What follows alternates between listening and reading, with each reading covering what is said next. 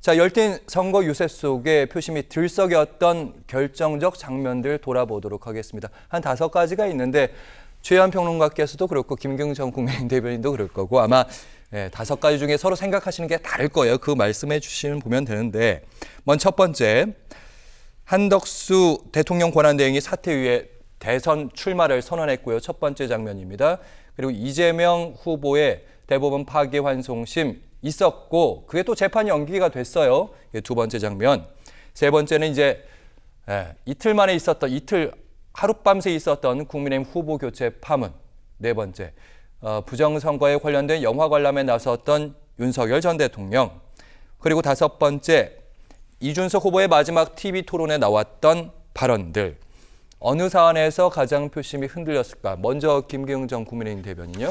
민주당에서는 이제 계속 내란 종식에 대한 프레임으로 이번 선거를 좀 관통시키고자 그런 프레임을 짜고 있는데요. 제가 볼 때는 내란 종식은 앞서 말씀드린 것처럼 이미 지나간 얘기입니다. 그렇기 때문에 지금의 우리가 미래를 준비할 때 이재명의 민주당이 입법 권력 플러스 이제 행정 권력, 사법 권력까지 모든 권한을 다 가졌을 때 도래할 괴물 독재 국가의 어떤 출현에 대한 어떤 사람들의 거부감이 저는 있다고 봅니다. 거기에서 가장 첫 단추가 된 부분이요.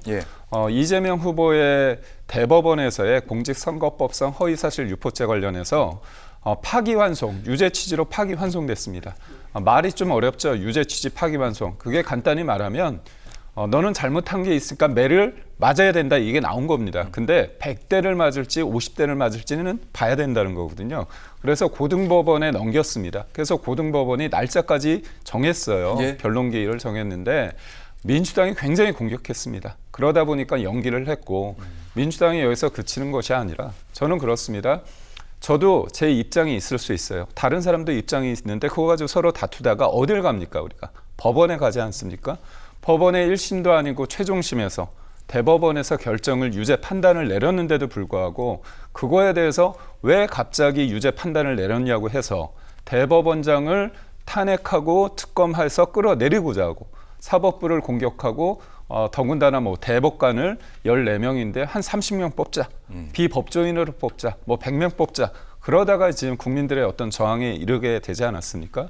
그러니까 이거는 뭐냐면 우리가 대통령을 뽑는 이유는 뭐냐면 우리가 하나가 되기 위해서입니다. 여러 가지 복잡한 상황이 선거 과정을 통해 가지고 하나가 돼야 되는데도 불구하고 우리가 하나가 되는 데 있어서 가장 기본이 되는 그 원칙과 그 법치라는 것들이 대통령이 되고자 하는 사람이 이거를 무시하고 있다는 거잖아요. 그렇기 때문에 저는 이 환송 관련해 가지고 민주당과 이재명 후보가 보여준 그 입장, 그 관점이 국민들로 하여금 이분들이 과연 대통령으로서의 수권 정당으로서의 역할을 과연 할 수 있을까에 대한 의구심과 모든 권한을 다 가졌을 때 착한 사람은 존재합니다. 하지만 착한 권력이란 건 견제받지 않은 권력은 독주 체제, 독재로 갈 수밖에 없거든요. 그런 측면에 있어서 더군다나 이제 저번에는 여소야대 국면에서 의회 권력을 통해서 대통령이 계엄을 하더라도 해제하지 않았습니까?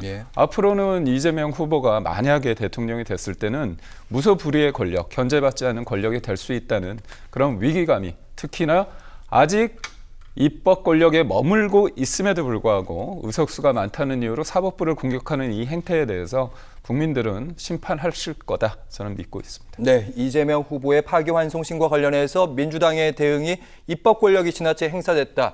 이렇게 유권자들이 느꼈을 것이다. 최현 평론가님 5가지 중에 어떤 점 주목하셨습니까? 느꼈을 수 있죠.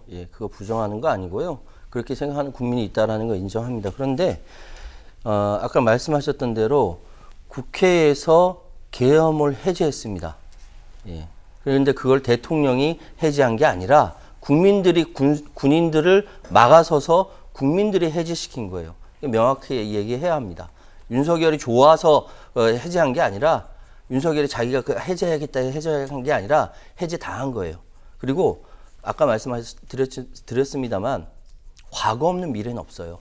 과거에 우리가 어떻게 했는지에 대해서 치밀하게 분석을 해야 현재를 잘 구성하고 현재를 잘 구성해야 미래로 나갈 수 있는 겁니다. 우리의 과거가 어땠습니까? 대통령 잘하라고 뽑아왔더니 그 세금과 그 권력으로 국민들에게 총뿌리를 갖다 대서 그 결과가 지금 6월 3일 6개월 만에 선거가 진행되는 거예요.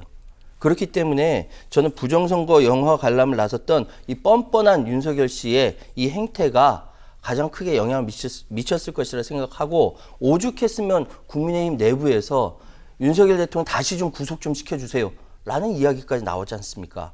그러니까 지금 상황은 이 선거가 왜 이 조기 대선이 벌어졌는지에 대해서 곰곰이 생각한다면은 국민들은 윤석열 12.3 내란 이거 정리해야지 라고 생각할 수밖에 없고요. 나머지 지금 말씀하신 대부분의 이런 이제 뭐 한덕수, 이재명 후보 교체 여러 가지 이런 것들은 각각이 다 선거에 영향을 미칩니다. 유권자의 마음에 영향을 미쳐요. 그런데 이번 선거는 뭐냐? 이 의미를 생각한다면은 당연히 윤석열과 김문수는 떼려야 뗄 수 없는 관계이고 그럼 여기서 영향을 가장 많이 미친 것은 이 부분이다. 라고 말씀드릴 수밖에 없습니다. 네, 윤석열 전 대통령의 영어 관람이 내란 사태를 다시 떠오르게 만들어서 유권자에게 큰 영향을 미쳤을 것이다. 이런 말씀하셨고요.